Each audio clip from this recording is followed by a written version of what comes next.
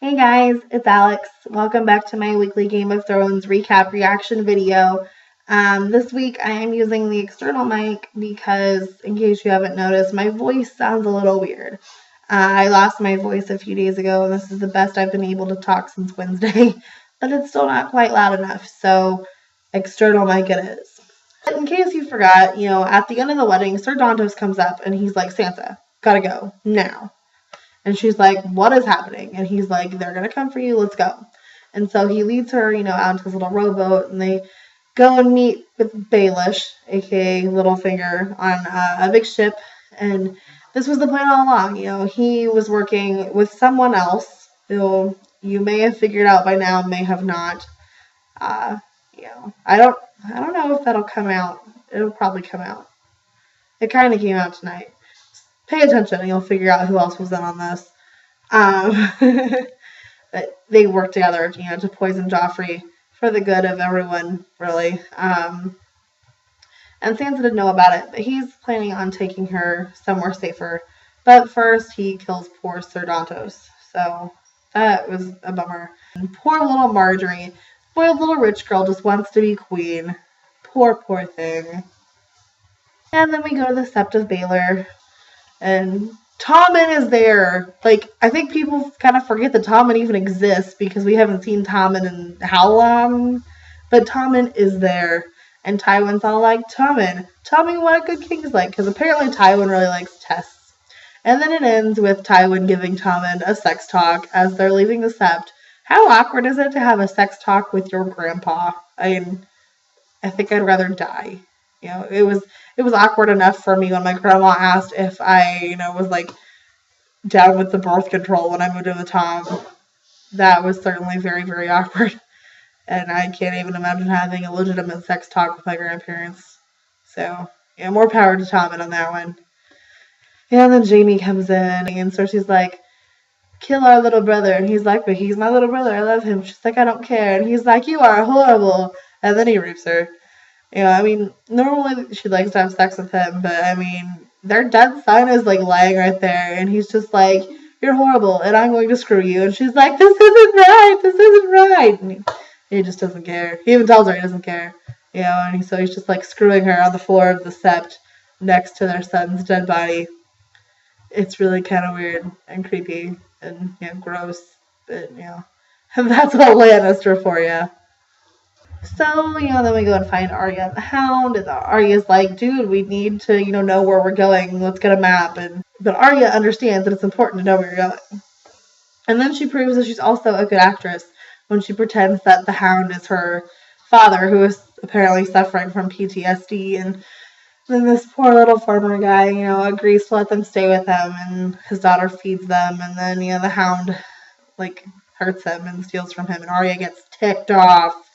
Because while Arya is not above, dishing out some justice, she does not just the idea of just hurting random peasants and stuff, and it's not justice to her, and she's not happy about it. So poor form, Hound, poor form. Gilly and Sam are adorable together, and I really wish that they would just get together. Sam can break his vows for her. I'm fine with that. They're super cute together. Although this thing of him making her go to Molestown, I don't think that happened in the book. Gilly ended up doing some other things and going other places with him eventually. I hope they still stay with that, because I think that would be an interesting route to go down. If he did make her go to Molestown, I've forgotten about it. I don't remember that at all. She was at Castle Black for a considerable amount of time in the book. Stannis is in a bad mood as usual because he's Stannis and he's always in a bad mood. Then, Davos is like, hey, I'm doing the best I can. And then he goes and sees Shireen because Shireen is awesome. And Shireen is like, hey, I'm teaching you how to read. Let's get this thing done. And then Davos is like, hey, I've got an idea. Let's write a letter to the Iron Bank of Braavos. Maybe they can help us with our lack of fundage problem. And then we can have soldiers. And then Stannis won't be mad at me anymore. We go back to Sam and Gilly. And Sam's all like, I'm gonna, go take you away because you're not safe here. It's the Night Watch.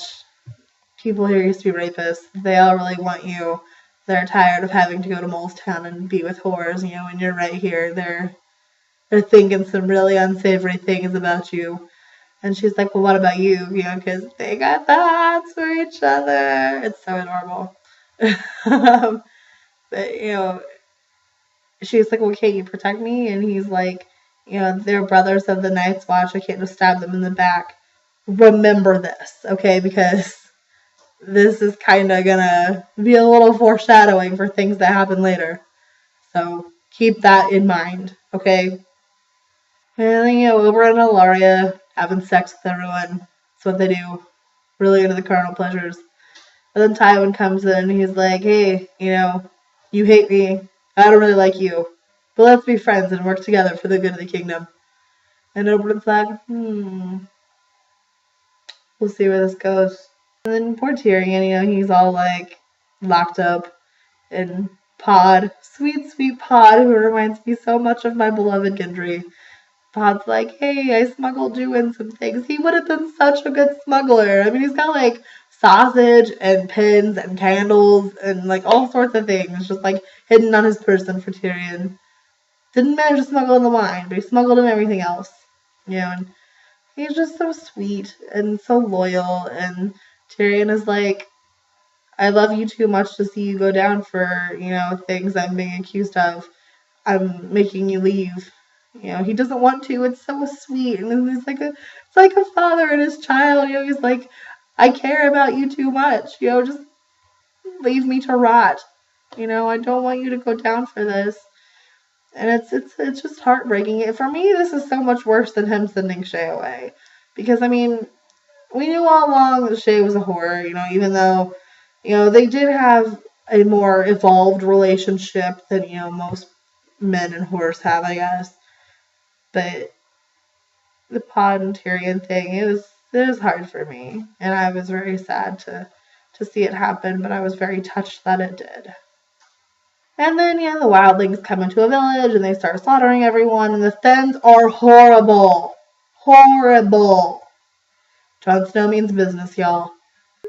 So when Dany got to Meereen, the first thing I thought was, wow, I really liked their clothes. Because, like, the Meereenese people have, like, all sorts of, like, blues and yellows and turquoises on, and I'm just like, this is working for me, and I enjoy it. It's so cheerful.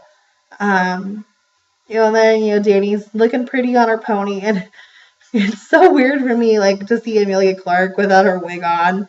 You know, like, the first time I saw her, I was like, who is that? Who does she play? And then I was like, oh, duh, it's Dany. But, like, I didn't even realize because for some reason I had forgotten that wigs are, like, a thing, and I figured she just bleached her hair, you know? And so every time I see her without her wig on, I'm just like, it's so weird. But, okay, Daario Naharis annoys me. He annoys me in the books. I just want him to go away. You know? And then he, like, hurt that poor horse. I mean, the horse might have lived, but I mean, like, he, like, stabbed him in the eye with a freaking knife, and the horse fell down. And even if he did live, they're gonna kill the horse now, because, you know, what good's a crippled, half-blind horse? Poor horse. But, you know, it was an impressive show, you know, for the people of Meereen. And, you know, they've shown that, you know, Dany means business. She's here to free the slaves and take out anyone who stands in her way. So, more power to the Khaleesi. So, I would love to hear what you thought about this episode. So, go ahead and let me know down in the comments. And I will see you next week. Hopefully with a better voice, because this just ain't getting it. Bye!